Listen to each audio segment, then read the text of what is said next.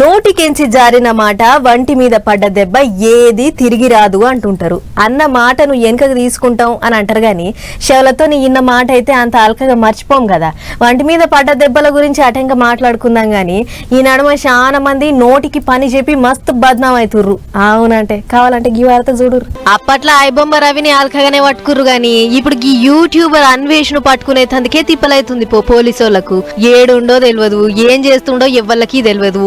అన్వేష్ జాడ దొరకబట్టేందుకు ఆయన Instagram ID ఇయ్యాలని సీదా ఇన్స్టాగ్రామ్ సంస్థకే ఉత్తరం రాసిర్రు పోలీసోళ్ళు.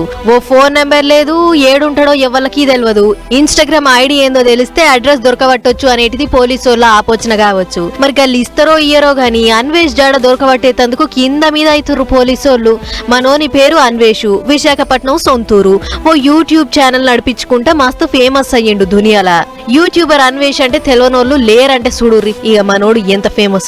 అయితే ఓనాడు హిందువులను చిన్నతనం చేసినట్టు సీతాదేవి ద్రౌపది దేవి గురించి అనరాని మాటలు అనుకుంటా వీడియో తీసి యూట్యూబ్ లో పెట్టేటాళ్లకు గా వీడియో పొట్టు తిరిగింది. ఇంకేముంది, మా హిందువులను చిన్నతనం చేసి మాట్లాడతావా అని హిందువులంతా జంగు లేపిర్రు అన్వేష్ మీదకి. సీన్మోళ్ల కాడ నుంచి మామూలు వరకు ఏడ పడితే ఆడ కేసులు పెడుతుర్రు అన్వేష్ మీద.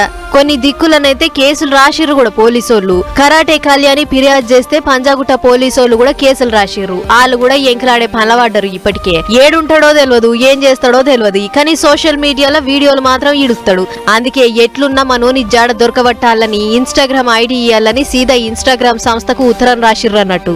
ఎప్పుడు దొరుకుతాడో మనోని ఎట్లా పట్టుకుంటారో గాని దొరికితే మాత్రం తాతకు తలవాళ్ళు గట్టిగానే వస్తారు కావచ్చు పొర్రి.